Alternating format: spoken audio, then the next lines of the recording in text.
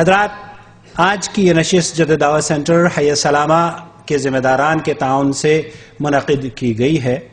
میں ایک بار پھر آپ کا اور خاص طور پر ان احباب کا جو جدہ سے باہر سے تشریف لائے ہیں، مکہ مکرمہ، طائف اور دوسرے شہروں سے تشریف لائے ہیں، ان کا استقبال کرتا ہوں، خوش آمدید کہتا ہوں۔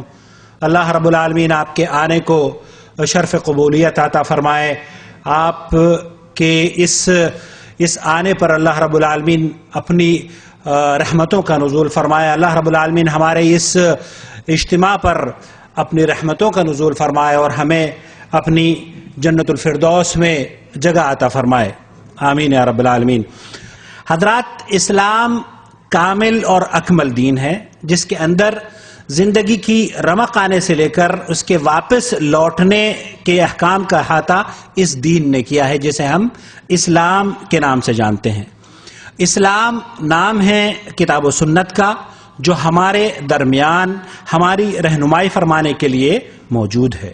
ہمارا دین، ہمارے علماء کرام کا دین وہی ہے جو رسول اکرم صلی اللہ علیہ وسلم کا دین تھا، وہی ہے جو صحابہ کرام اور ائمہ اور محدثین عظام کا دین تھا۔ لہذا کوئی ہمارے علماء کرام پر ان کے بارے میں بدگمانی پھیلانے کی جرت نہ کرے، کیونکہ ہم دین اسی کو سمجھتے ہیں، ویسا ہی سمجھتے ہیں جیسے کہ صحابہ نے سمجھا۔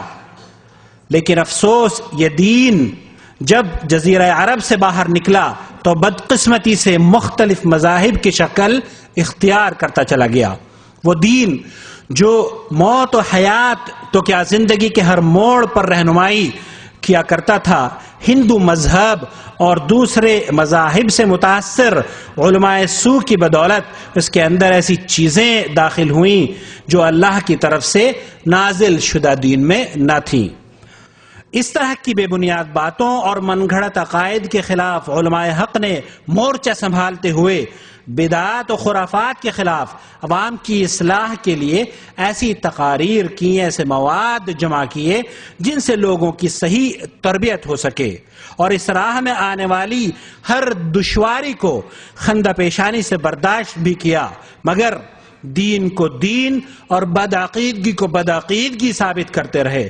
اور اس راہ میں ان کی انتھک کاوشوں کا نتیجہ یہ نکلا کہ آج اگر کوئی چاہے تو حق و باطل کے درمیان بخوبی وہ فرق خود اپنے گھر میں بیٹھ کر معلوم کر سکتا ہے۔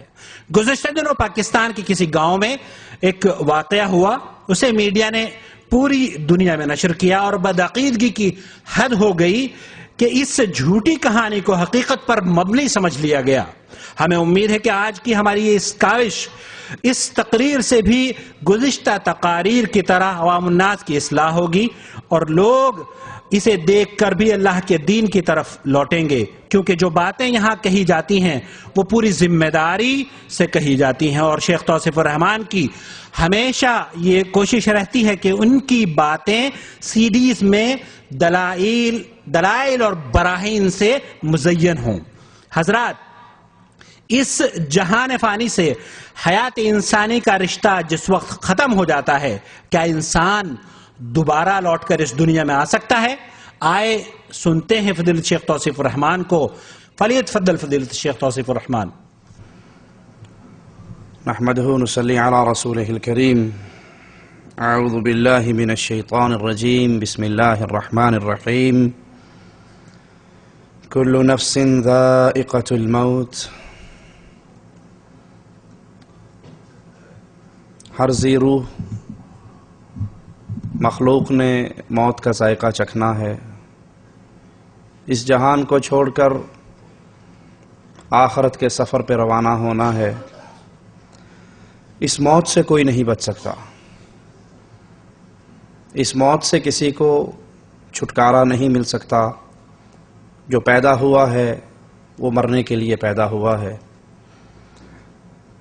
اینما تکونوا، جہاں مرضی چھپ جاؤ، جہاں مرضی چلے جاؤ، جہاں مرضی پناہ لے لو، یدرککم الموت، موت تمہیں وہاں بھی آ کر گھیر لے گی۔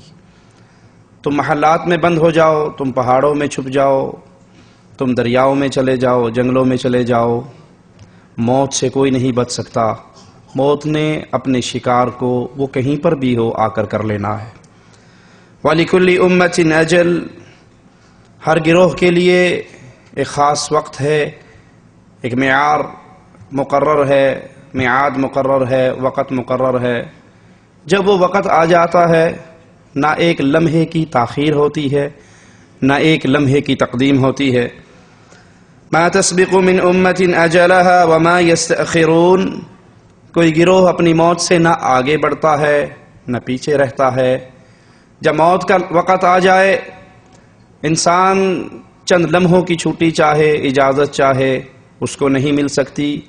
جو لمحہ اس کے لیے فکس ہے اس لمحے اس کو اٹھا کر اس جہاں سے اگلے جہاں میں منتقل کر دیا جائے گا. مالک کا بیان سنیے، وَلَن يُؤَخِّرَ اللَّهُ نَفْسًا إِذَا جَاءَ أَجَلُهَا، جب کسی کا وقت آ جاتا ہے، لمحات پورے ہو جاتے ہیں، سانس پورے ہو جاتے ہیں، پھر اس کو ایک لمحے کی بھی اجازت نہیں دی جاتی. ان تمام آیات کو سن کر جو چیز ہمیں سمجھ آتی ہے وہ پہلی بات کہ موت برحق ہے، سب پر آنا ہے، کوئی بچ نہیں سکتا. دوسری بات، جب موت کا لمحہ آ جائے پھر تقدیم اور تاخیر نہیں ہوا کرتی.